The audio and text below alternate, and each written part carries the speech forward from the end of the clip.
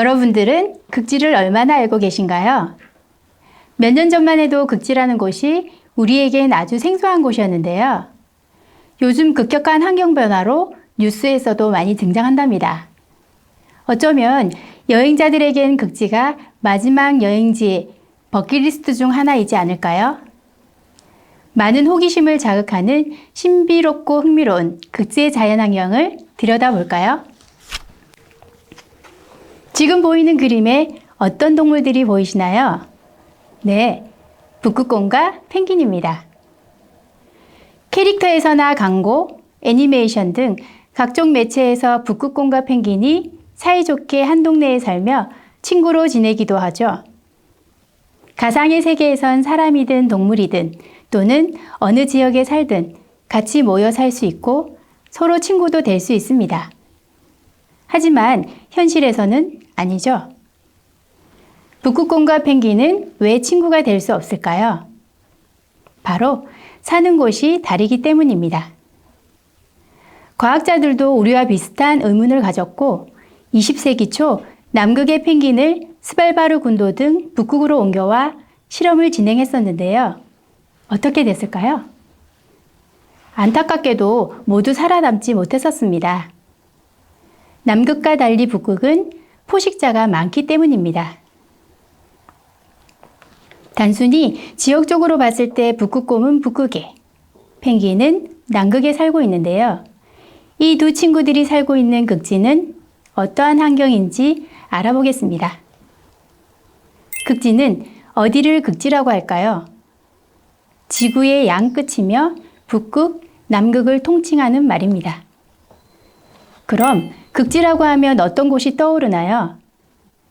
제일 먼저 떠오르는 것이 얼음의 나라, 눈의 나라, 빙산, 눈과 얼음이 덮여있는 아주 추운 곳이라 생각이 들 텐데요. 단지 춥기만 한 곳일까요? 춥다면 남극과 북극 중 어디가 더 추울까요? 우리나라 지도에서 생각해 볼 때 일반적으로 남쪽은 따뜻하고 북쪽은 추운데요. 극지는 반대로 남극이 더 춥습니다. 남극과 북극은 서로 닮은 듯 하지만 다른 특징들을 가지고 있는데요. 그중 다른 뚜렷한 두 가지 특징을 보면 첫 번째, 땅이냐 바다이냐입니다. 북극은 북극권인 북위 66.5도보다 이북 또는 영구 동토층의 한계선을 지칭하고 그린란드, 알래스카, 러시아, 노르웨이 등 북극권에 속해 있는 대륙에 둘러싸여 있는 바다입니다. 평균 기온이 여름철 0도, 겨울엔 영하 40도, 바닷물이 얼어서 생긴 해빙인데요. 얼음의 두께가 10m 정도랍니다. 북극권의 평균 얼음의 두께는 2000m 이상입니다. 그럼 남극은 남인 60도 이남의 대륙과 남빙양, 즉 바다에 둘러싸여 있는 대륙입니다. 한반도 면적의 약 62배나 되는 거대한 땅덩어리죠. 남극 전체 면적의 98%가 눈과 얼음으로 덮여 있고 평균 2300m 이상의 눈과 얼음으로 덮여 있습니다. 물론 4000m가 넘는 얼음도 있답니다. 남극의 평균 기온은 여름은 영하 28도, 겨울은 영하 60도랍니다. 두 번째, 구분되는 다른 점은 사람이 사느냐, 살고 있지 않느냐인데요. 평균 기온을 봤을 때 남극이 북극보다 훨씬 춥습니다. 1년 내내 눈과 얼음이 덮인 영하의 기온에 춥기만 한다면 사람이 살아간다는 상상만 해도 힘든 곳이죠. 그래서 상대적으로 따뜻한 북극에는 이누이트족인 원주민이 살고 남극은 사람이 살지 않습니다. 지금은 남극의 과학기지로 인해 연구원들이 살고 있지만 자연환경에서는 살아가기 힘든 곳이라 생각이 듭니다. 그럼 똑같은 극지인데 왜 북극은 평균 기온이 여름에는 영상으로 올라가고 남극보다 상대적으로 높고 따뜻한 것일까요? 두 가지 정도 이유를 들 수 있는데요. 북극은 적도의 따뜻한 해류가 북극까지 올라와 북극의 차가운 바다와 섞이는데요. 이 따뜻한 해류의 영향으로 상대적으로 남극보다 따뜻합니다.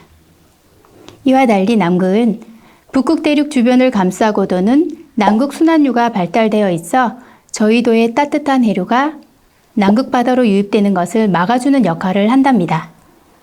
또 다른 하나는 북극은 대부분 바다로 이루어져 있어 태양열을 오래 잡아두고 남극은 땅이라 태양열을 쉽게 반사하는 이유도 남극이 북극보다 더 추운 이유에 한몫한답니다.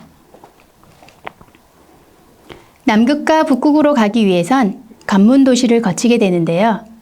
미지의 대륙 남극으로 가는 관문 도시들을 살펴볼까요? 현재 5곳의 관문 도시가 있는데요. 화면에 도시 이름이 적혀 있어요. 나라 이름을 한번 맞춰볼까요? 알아맞추셨나요? 남아프리카 공화국의 케이프타운, 호주의 호바트, 뉴질랜드의 크라이스트처치, 칠레 푼타아레나스, 아르헨티나의 우스아이아입니다.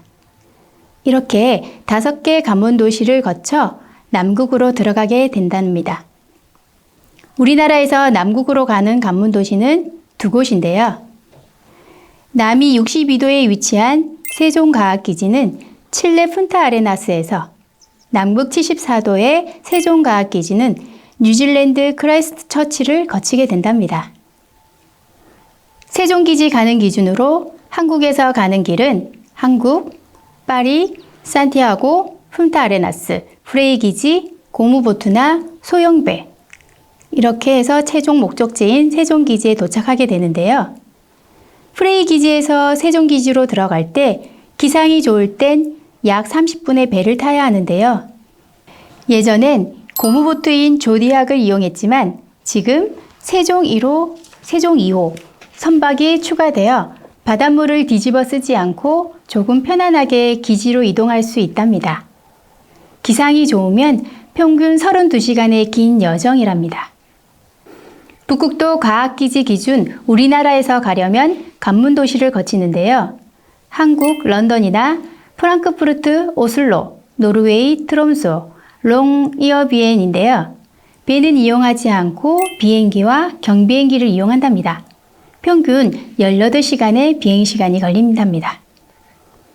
긴 여정을 거쳐 도착한 남극은 어떤 모습일까요?